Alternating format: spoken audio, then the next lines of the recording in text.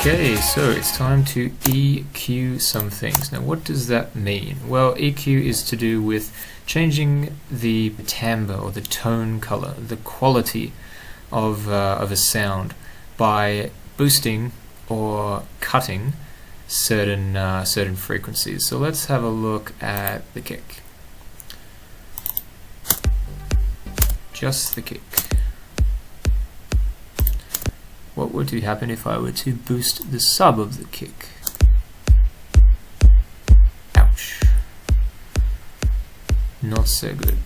But you see what I mean. So you're boosting, you're changing the quality of certain parts of the kick. What about if I were to boost the transient, the click, the higher part? Or take it away.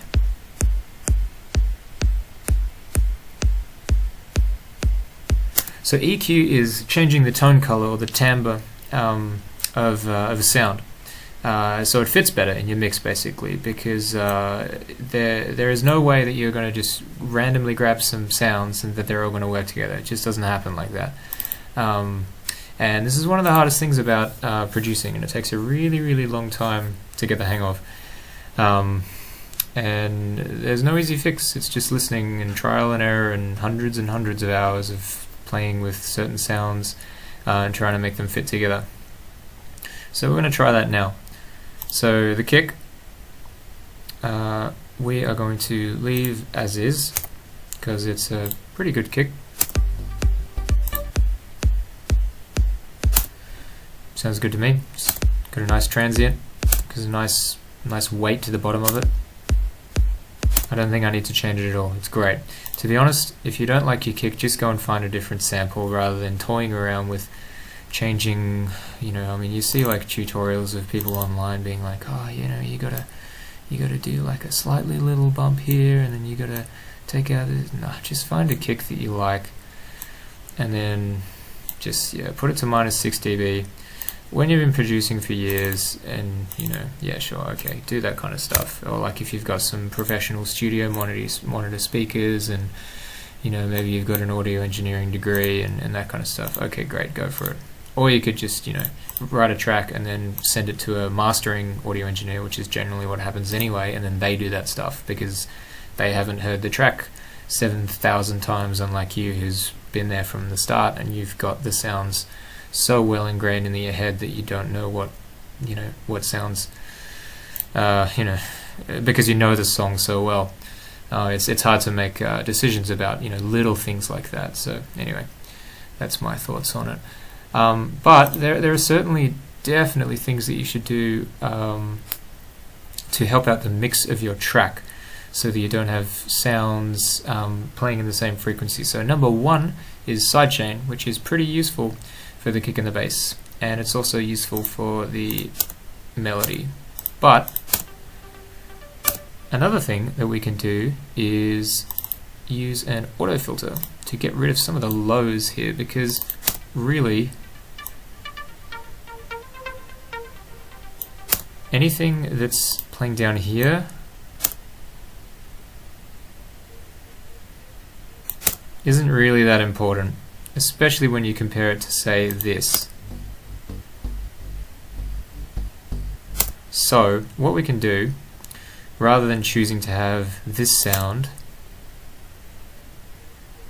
which isn't overly inspiring, and taking that power away from the bass that's got a lot of its detail there, what we can do is we can just reduce, I'm just going to call this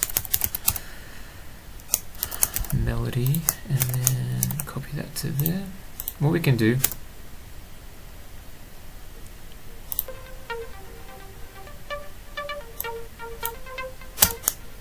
is put an auto filter on there and cut out the lows here.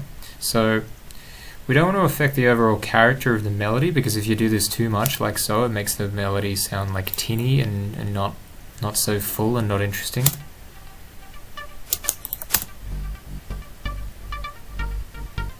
I mean, maybe if you're doing a fade in for an effect or something, like this kind of a thing.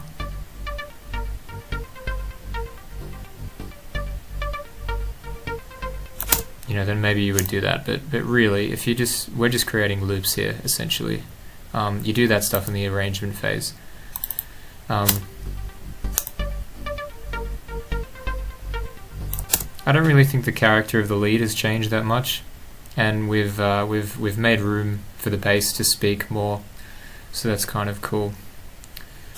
So we've got our 3 parts all going well. The kick,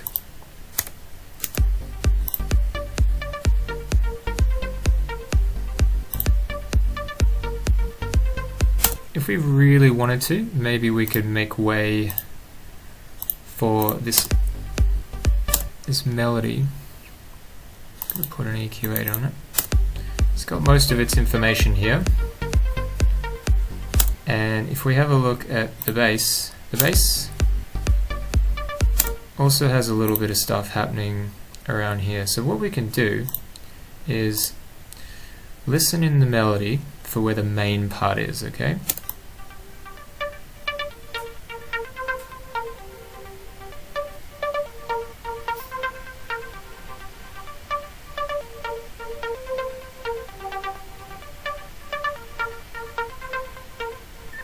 So I think it's somewhere around here is kind of the core sound of the melody.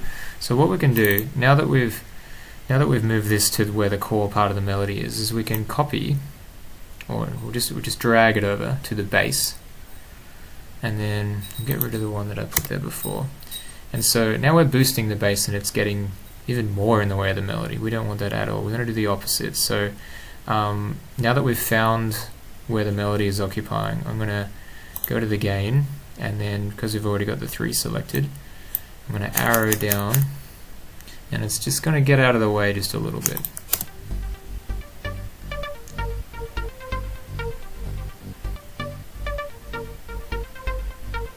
So it hasn't affected the overall character of the bass, but it's just got a little bit out of the way of the melody. And that means that all the sounds are just sitting nicer a little bit together, which means mixing is a lot easier, so you can turn the volumes up, which makes it sound better. So that's essentially very, very, very basic EQ. Very basic. As a rule of thumb, generally you want to put a auto filter on your bass. Minimum 30. I mean, you know, below 30 hertz you can't even, well, it's like elephants can hear it maybe, I don't know. But it's just a feeling. You don't need your bass to be that low. Let's put it on 40. I think that's probably alright. I mean, some basses, if they're really heavy in the mix, you can kind of put them up to like 100 and just have the kick there. Maybe like a more if you sidechain less, but then you cut more. This is where stylistic interpretations come into it. If you're sidechaining less, it means the bass is in the way more, but if you cut the frequencies, then the tail of the kick will come through. Sounds very complicated. It is very complicated when you are trying to hear the differences, but really trial and error, and don't spend too long on it. Maximum 5 minutes, because if you spend more, your head just gets filled with the same sounds over and over, and you won't be able to tell the difference anyway. So work quickly, don't get bogged down in little sounds, and if you do, scrap the lot, get some new samples, start again, and get writing. Okay, don't get bogged down in the details with producing. It's very easy to do, and it can be just, you don't learn anything, and it's not really a useful way to spend your time. Okay, so that is EQ.